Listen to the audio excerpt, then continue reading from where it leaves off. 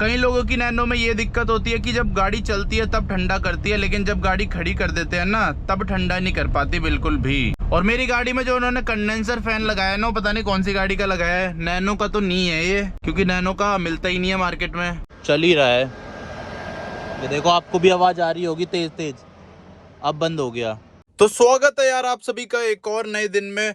अभी देख लो मेरी गाड़ी में टेम्परेचर कितना हो रहा है। अभी सुबह का टाइम है ना, ये देखो 1 मिनट में अगर आपको दिखाऊं तो सुबह के 7 बज रहे हैं। तो 7 बजे इतना टेम्परेचर चल रहा है बाहर। आज तो फिर भी कम है क्योंकि बारिश का मौसम चल रहा है दिल्ली में, नहीं तो वैसे 35 तक रहता था सुबह के टाइम भी। गाड़ी के अंदर ना थोड़ा टेम्परेचर ज्यादा रहता है बाहर के मुकाबले। अब फटाफट गाड़ी स्टार्ट करते हैं और एसी ऑन करते हैं। तो अब यार इसका एसी ऑन कर देते हैं। अब गाड़ी को लेके थोड़ा बाहर आ गया हूँ मैं। ओहो, अब जाके चिल्ड हवा आई है।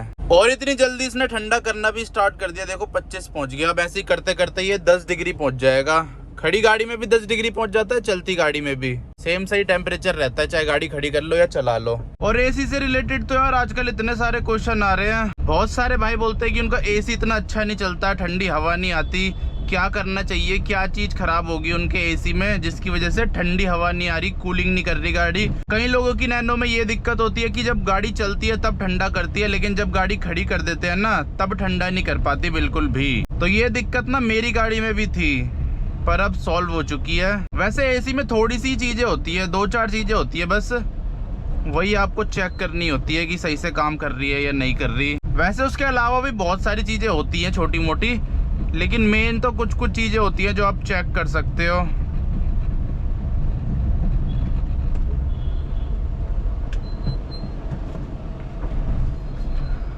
और एक और चीज मैंने नोटिस करी, जो नैनो के एसी से रिलेटेड पार्ट्स है ना वो इतने महंगे नहीं है, सस्ते से ही हैं। तो सबसे पहले बात करते हैं कि एसी में पार्ट्स क्या क्या होते हैं, जो मेन पार्ट्स होते हैं। एक तो आपका कंडेंसर हो गया, कंडेंसर फैन। दूसरा आपका ब्लोअर हो गया जो हवा फेंकता है, कई बार वो भी खराब हो जाता है तो हवा कम फेंकती है गाड़ी। तीसरा हो गई कूलिंग कॉइल। चौथा एसी का फिल्टर होता है और गैस होती है। बस यही चीजें मेन सर्विस में लोग करते हैं। तो अगर आपकी एसी में ये दिक्कत आ रही है ना कि गाड़ी चलते टाइम एसी ठंडा कर रहा है, लेकिन जब गाड़ी खड़ी हो जा रही है तब ठंडा नहीं कर पा रहा, ऐसे में एक तो कंडेंसर फैन की दिक्कत हो सकती है। कंडेंसर फैन जब चलता नहीं है ना, ढंग से काम नहीं करता, तो खड़ी गाड़ी में इतनी कूलिंग नहीं हो पाती। चलती गाड़ी में तो हो जाती है लेकिन खड़ी गाड़ी में नहीं हो पाती, क्योंकि जब कंडेंसर फैन काम नहीं करता तब खड़ी गाड़ी में तो एसी कूल करता नहीं है, लेकिन जब गाड़ी चलती है ना तो वहाँ हवा लगती है कंडेंसर पे, तो उसकी वजह से गाड़ी कूलिंग करने लग जाती है चलते हुए में। इसीलिए पहली दिक्कत तो आपके कंडेंसर फैन में हो सकती है।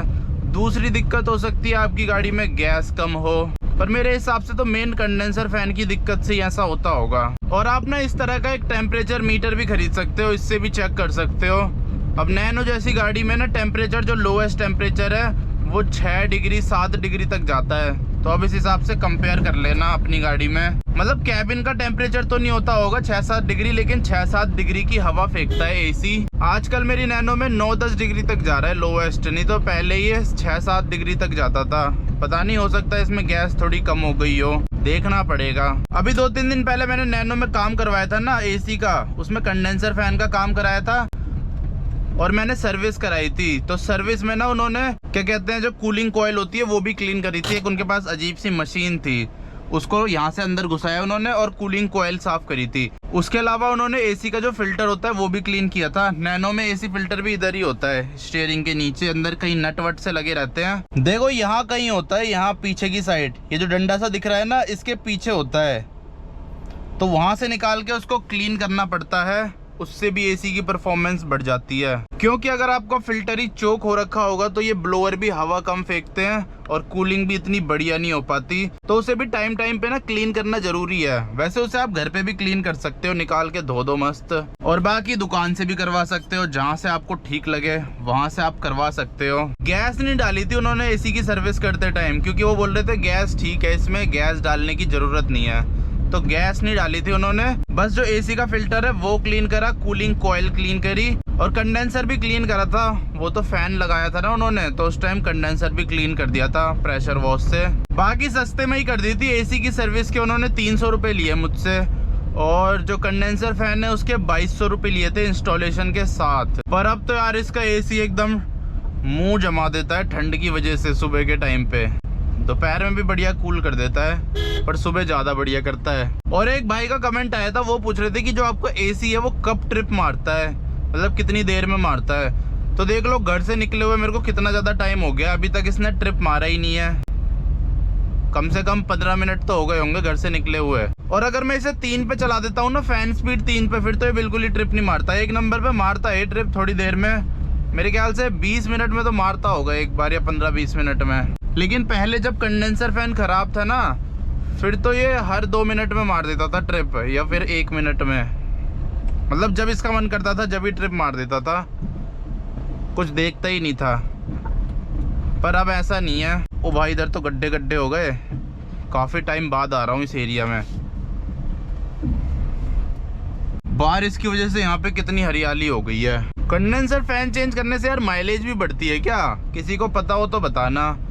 मेरे को पता नहीं ऐसा क्यों लग रहा है, जब से कंडेंसर फैन चेंज करा है ये माइलेज ज़्यादा दे रही है। तेल ही ख़त्म नहीं हो रहा है इसका इतनी देर से। जिस दिन मैंने कंडेंसर फैन चेंज कराया था उसी दिन डलवाया था मैंने इसमें 700 रुपये का तेल, अभी तक वही चल रहा है। और अभी भी 2 डंडे हैं। जब घर पे था जब तो 3 डंडे भी थे इसमें, कभी 3 डंडे भी हो जा रहे हैं, कभी 2 डंडे हो जा रहे हैं, पता नहीं। पर मेरे हिसाब से कंडेंसर का कोई माइलेज में तो फ़र्क नहीं पड़ना चाहिए।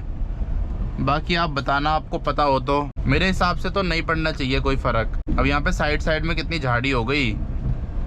पहले तो मैं यहाँ साइड में दबा के खड़ी कर देता था कार को, लेकिन अब नहीं कर पाऊंगा। और मेरी गाड़ी में जो उन्होंने कंडेंसर फैन लगाया ना, पता नहीं कौन सी गाड़ी का लगाया है, नैनो का तो नहीं है ये, क्योंकि नैनो का मिलता ही नहीं है मार्केट में। ऑनलाइन आपको एक बार को फिर भी मिल जाएगा bootmo.com वगैरह पे, लेकिन वैसे मार्केट में नहीं मिल पाएगा। तो पता नहीं कौन सी कार का लगाया है उन्होंने। और आवाज़ भी बहुत तेज करता है अभी, पहले तो इसकी आवाज़ ही नहीं आती थी बिल्कुल भी।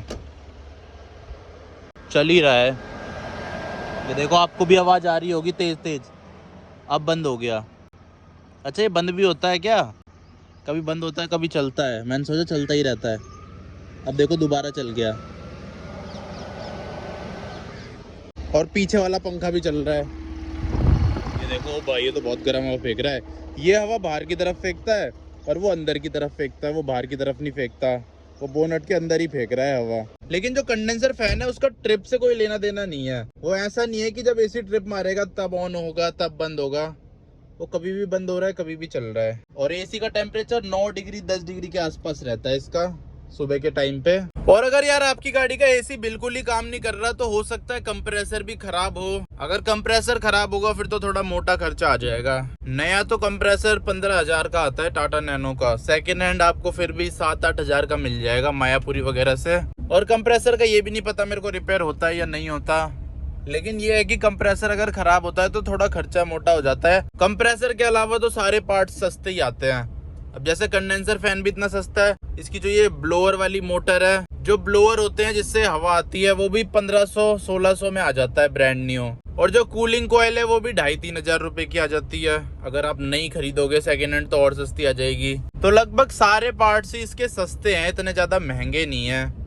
बस कंप्रेसर को छोड़ के, कंप्रेसर थोड़ा महंगा आता है, बाकी सारे पार्ट सस्ते ही आते हैं। और यही मेरे ख्याल से हर गाड़ी के साथ होता होगा, हर गाड़ी में कंप्रेसर ही महंगा होता है, बाकी पार्ट सस्ते होते हैं। लेकिन हाँ, कूलिंग कोयल अगर आप चेंज कराते हो ना, उसकी लेबर थोड़ी ज़्यादा लग जाएगी, क्योंकि पूरा ये डैशबोर्ड खोलना पड़ता है, स्टीयरिंग खोलना पड़ता है, बहुत झंझट है उसमें, तो इसीलिए उसमें लेबर चार्ज थोड़ी ज़्यादा लग सकती है। पर पार्ट इतना ज़्यादा महंगा नहीं है और मिल जाएगा आपको मार्केट में, नहीं तो bootmo.com पे तो मिलता ही है। bootmo.com वाले पता नहीं कहाँ से पार्ट्स खरीद के बेच रहे हैं। बढ़िया चीज़ है वैसे bootmo.com, अगर आपको पार्ट मिल नहीं रहा कहीं से तो आप वहाँ से खरीद सकते हो। लेकिन दिल्ली में तो फिर भी जुगाड़ कर ही देते हैं कुछ ना कुछ। जैसे इसका मिल नहीं रहा था कंडेंसर फैन, तो उन्होंने कुछ ना कुछ जुगाड़ करके लगा ही दिया इसमें। पर हर जगह नहीं होता ये वाला सिस्टम, तो ऐसे टाइम पे आप bootmo.com से खरीद सकते हो। उसमें थोड़ा आपको इंतज़ार करना पड़ेगा 15-20 दिन का, लेकिन ये है कि मिल जाएगा आपको। और जो इनमें से हवा आती है ना, वो भी मेरी गाड़ी में पहले कम आती थी, तो वो क्लीन करके, फिल्टर क्लीन करके और कोयल क्लीन करके इसकी हवा बढ़ चुकी है। अब 1 नंबर पे भी ये ज़्यादा हवा फेंकता है। मतलब पहले जितनी हवा ये 3 नंबर पे फेंकता था, उतनी हवा ये अब 2 नंबर पे फेंकने लग गया है। तो इतना फ़र्क पड़ चुका है। पर अभी मेरे ख्याल से इतना फास्ट नहीं है जितना ब्रांड न्यू में आता होगा।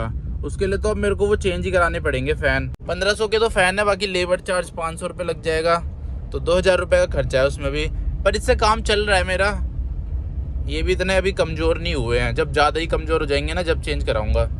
वैसे अब ज़्यादा कमज़ोर तो हो नहीं पाएंगे, 2 साल तो इसकी लाइफ बची है, 2 साल में अब क्या ही कमज़ोर होंगे, इतने में तो गाड़ी चेंज हो जाएगी है, उससे पहले ही हो जाएगी।